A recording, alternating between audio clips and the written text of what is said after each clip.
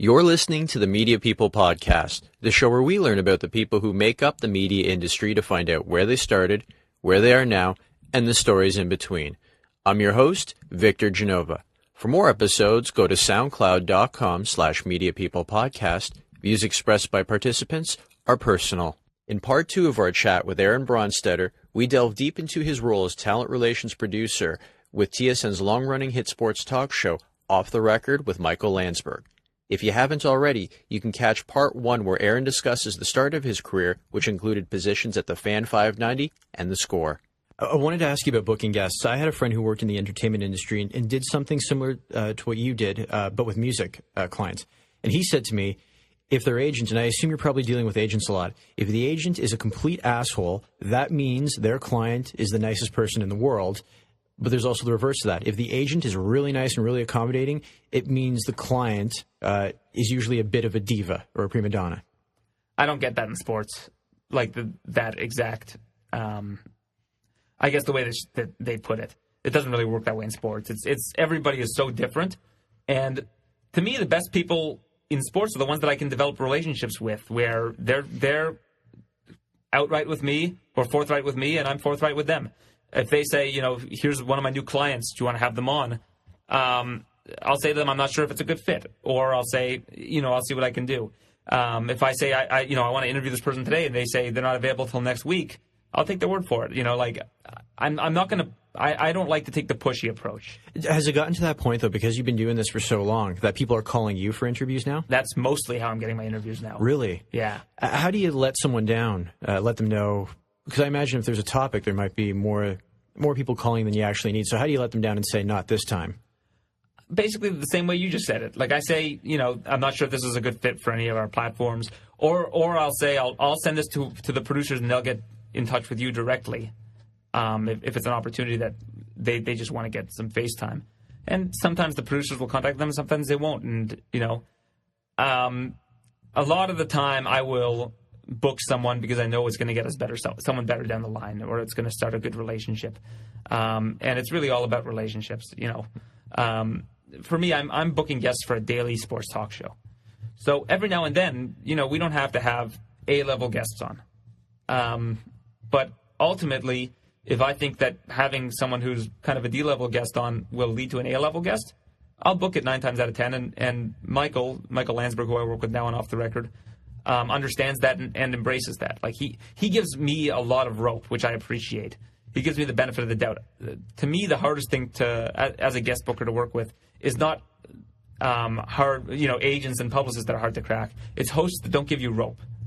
To me, the best hosts are the ones that have faith in their producers and know that, if you're pitching a guest to them, it's probably for a reason, or they'll be forthright and say, well, is this going to get us something better down the line?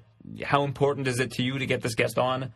Those are the hosts that are the best ones to work with. You mentioned Off the Record, and that's where I wanted to go with this next. That's where you are now. How did you make your way from the Score to TSN? Well, again, I need to thank another person, Dave Crixt, who I used to work with at the Score, who's Cabby's producer, produces Cabby Presents, still to this day, and also now runs bardown.com.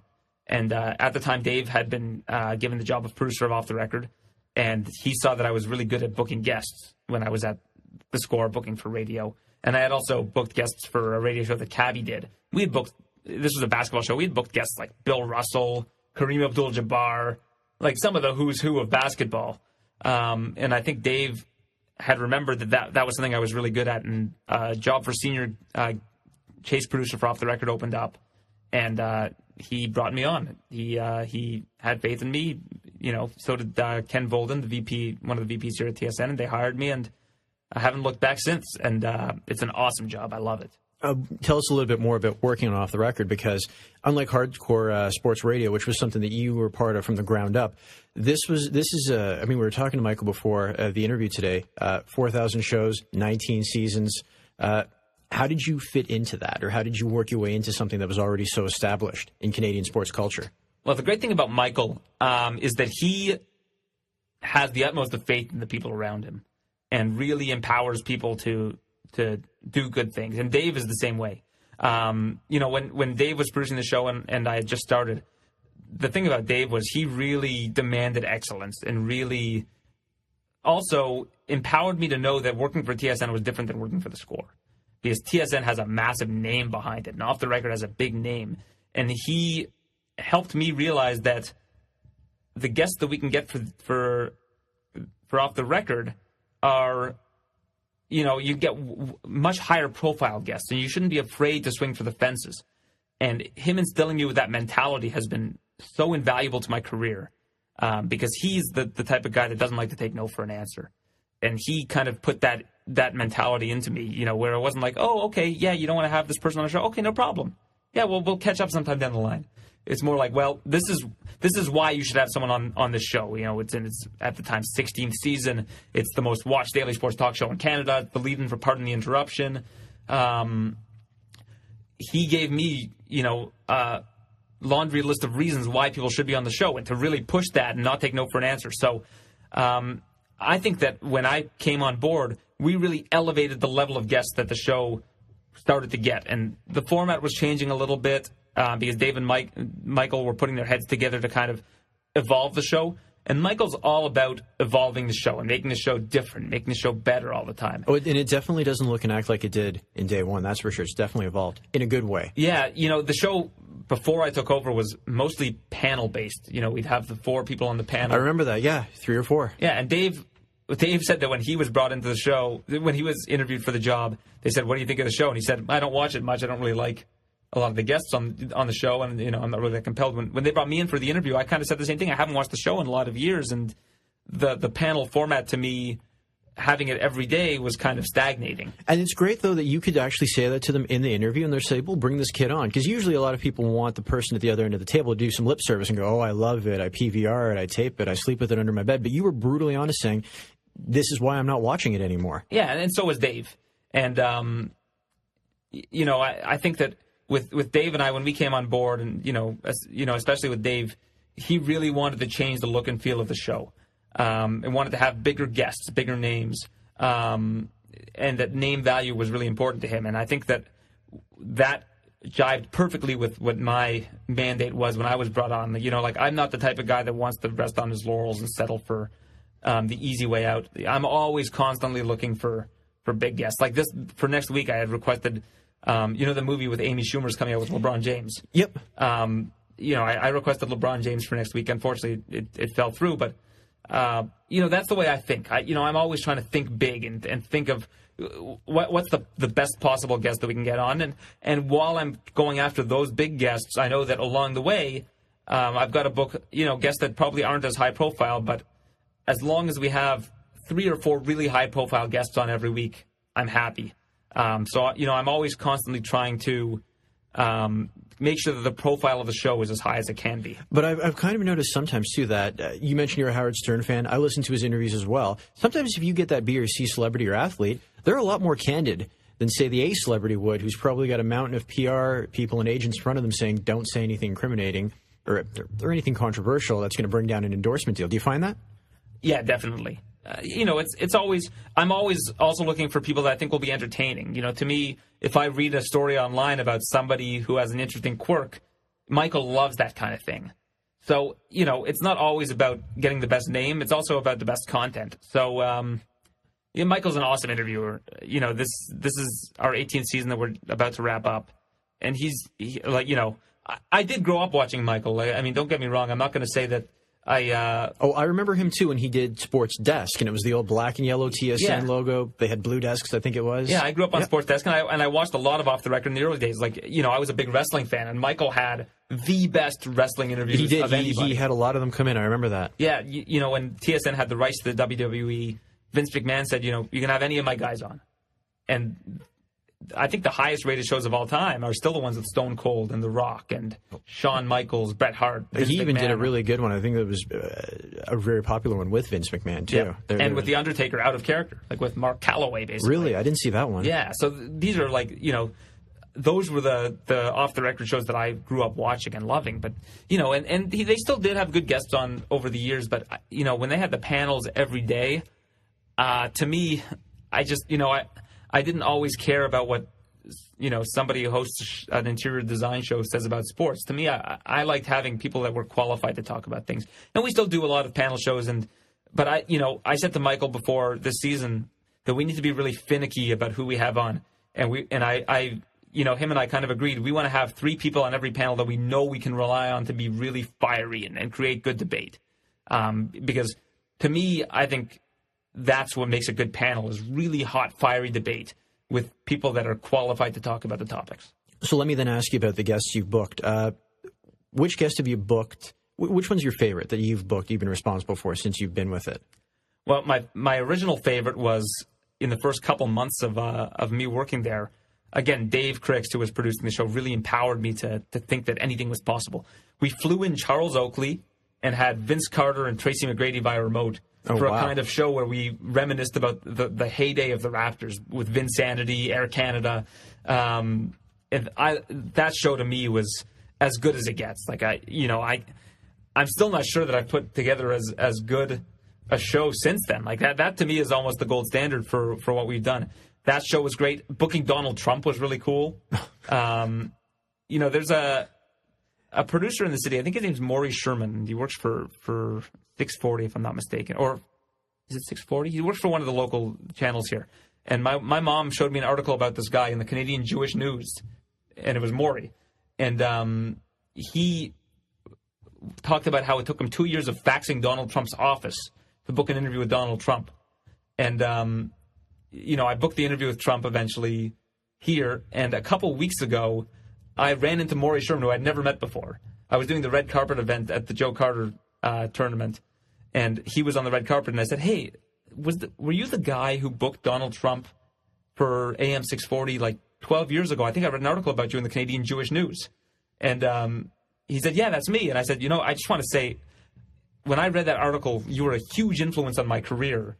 And I eventually booked Donald Trump, and you were the first person I thought of because I thought, you put in so much legwork, and so did I. I'd worked on this for months. And I just want to say you were a really big influence on me in the industry, even though we've never met. And he was really flattered by that. I have his business card on my wall. I've got to email the guy. But those were some of the bigger guests. And there's probably so many that I'm just not thinking of at the time. Was there one episode where, say, you booked a guest and you got a lot more out of them than you expected you would? Like it just turned out to be fantastic. Any instances like that? Yeah, Chael Sonnen. The first time we booked Chael Sonnen, I knew he was a good interview because I had booked him back when I was at the Score. I produced a podcast called The MMA Show with Mauro Ronaldo. And Chael was like the best guest. He was awesome. So when I was first hired by Off the Record, I said to Michael, we've got to get this guy Chael Sonnen on. He's nuts. And we booked Chael, and Chael got angry at Michael and walked off the show. And it was still one of the most memorable moments in the history of the show. And Michael says he's asked about it all the time still. It made Deadspin. It made just national headlines on all these sports blogs. And it was kind of an iconic moment in the show. So that's one of the ones where I booked it. I knew it would be good, but I didn't know it would get to that kind of level. Nice. But apart from being the talent producer and booking all of the guests on Off the Record, you've also made your way in front of the camera. Tell us a little bit about that. Every now and then, Michael kind of instills the faith in me to put some good content together for the show where I'm kind of asking some questions and doing interviews. So I guess it started at Super Bowl a couple years ago where he kind of had me walk around to the different tables with players that were playing in the Super Bowl, introduce them, give them the mic, and put them on the air. That then evolved into me this past year at Super Bowl doing red carpet at the roast of Terry Bradshaw. And it was just a bunch of comedians, and I got to just kind of put it on a tee for them. And they would answer questions. And I wasn't even expecting to do those interviews. I was expecting to have Michael, put a headset on them, have Michael interview them, but that wasn't how it was going to work. So Michael had me do the interviews with them, and it turned out to be a really fun segment and was really funny. And then when the Joe Carter tournament came to town, they had a red carpet, and I said, Michael, why don't I go down? I know you don't want to go out and do something at night, but what if I go down and get clips from the red carpet? And he said, yeah, absolutely. So he had the faith in me to put together good content. And I think we're going to see a lot more of that in the next season where we do more kind of on-location bits and things of that nature. And it's kind of ironic, too, because if you go back to the beginning of the interview when you mentioned you sat down with it was during your internship at the Fan, the guy was relieved. He's like, everyone who comes here wants to be on air, and you don't. Yeah. And then you kind of found your way through the back door on air on literally the biggest sports show in Canada. And the crazy thing was I wasn't trying to, and I'm still not trying to have a face on air. It's still not my interest. But I think that's what makes it good, is that I don't have any sort of fear of, offending people. I'm not afraid to ask questions. I'm a little bit disarming because of my look. I don't look like the average sportscaster, and I don't take it, I don't take asking the question and the art of the journalism behind it all that seriously. To me, it's about having fun and doing something funny that the audience will kind of gravitate towards. If I'm never on the air again, I'm not going to be disappointed. That's not really what I'm looking to do. So I just think it's an added bonus, and it's a lot of fun to do something different. It's really challenging. That's the thing I like about it the most. I have to challenge myself to do something good and do something fun. Is there any one individual, though, that you've interviewed personally face-to-face that you really enjoyed meeting? I think being roasted by Jeffrey Ross was awesome. Okay. Like that's something that I never thought would happen. And getting to meet Snoop Dogg was cool, too. Oh, geez, you met Snoop Dogg? Yeah, I interviewed Snoop Dogg on the red carpet at the Joe Carter tournament. And Snoop Dogg made it up for the Joe Carter tournament? Yeah, he had a show at the after party. And that's where the red carpet was at the after party. And when I was like 14, I had Doggy Style on cassette. I loved Snoop and Dr. Dre. So that was a lot of that. He was was really at the forefront of East Coast versus West Coast. Yeah. But him being West Coast. Because of my job, though, I'm not really nervous around celebrities. So I think that makes it a little bit easier on me as well. Because I'm so used to it's my job is to have guests come to TSN and set up media for them and spend time with them while they're here. So to me, it's gotten to a point where they're just another person. But let me ask you this then. Who would get you starstruck? I was a 49ers fan growing up. And we had Joe Montana here, and I wasn't starstruck. So really, it would be tough. Maybe Bill Russell. I just admire Bill Russell so much. But I don't know if I'd be nervous. Okay. Really, I don't really get nervous around celebrities anymore. Okay. At first I did though. When I first met like Samuel D'Alembert, I was like, oh wow, this guy's in the NBA. It was really cool. But now, I wouldn't bat an eye at it. People are probably looking at you going, oh, my God, that's Aaron Bronsteter. He's on Off the Record. I do have to turn down a lot of autograph and photo requests. Let me ask you about your son, though. He sees you on television. Does he realize, though, that it's not normal for everyone's dad to be on television? I think he does realize it because he doesn't watch off. I don't have him watch Off the Record. He's not really interested in sports. So I think it's cool when he sees his dad on TV. But I don't know if maybe he does think it's normal that people's dads are on TV. I don't know. He's come to the studio. I took pictures of him. We had the Stanley Cup here. And he came to the studio and took pictures with the Stanley Cup. And he was with, he was wearing a goalie mask. We had a goalie mask in our area, and he kind of took, I showed him my desk area, and he was, I think, 2 at the time. And he put this goalie mask on, and he refused to take it off the whole time he was there. I think he kind of thought of it as like a way for people to not see him. He was almost hiding. And we were out in the hallway, and Johnny Bauer was there that day and came up to him and was like, oh, you're a goalie. And I was like, this is cool. My son's with Johnny Bauer. And I don't think he knows who. Obviously, he had no idea the implications of that. But I got a picture of him with Johnny Bauer, and I just think that that's the coolest thing ever. To me, it's cool that my son gets to experience that. Your son's wearing he's wearing a goalie mask and meeting the one goaltender who wouldn't put on a mask. Exactly. And Johnny Bauer came up to him and wanted to talk to him. I thought that was really cool. But I don't know if it's hard. It's hard for me to know if he thinks it's cool that his dad's on TV. When we show him the kind of bits, I think he loves watching it. He's like, you can see he's smiling and he's kind of understands. He thinks it's cool that his dad's on TV. But he's 4, right? So I don't really know what's going through his mind. At recess, he could be going around to people going, "My dad's on TSN. What station's your dad on?" He could be. He could be. He very well could be. I think he will be in the future. Anyways, Aaron, wanted to close with this question: if you weren't in media, what do you think you'd be doing, and why? I think I'd probably be doing something in business or sales, and I'd probably be miserable. Because I think I'd be good at sales. Because again, I kind of have that attitude where I don't take no for an answer, and I love calling people. I love getting emails. I love following up on things. I'm kind of a pit bull in that regard. So I think I'd be making a lot of money, and I think I'd be in sales, and I think I'd be miserable. I'm in sales, and I can tell you're having a lot more fun than I am. Okay. No offense to anyone I've ever worked for or currently work for. I'm just saying I've seen what you do. I take great solace in that. You're having a lot more fun. Anyways, sir, thank you very much for your time. Really appreciate it. Hey, Victor, thanks. It's great catching up with you. Thanks for listening to today's show. For more episodes, go to soundcloud.com/mediapeoplepodcast and follow me on Twitter @VicGenova.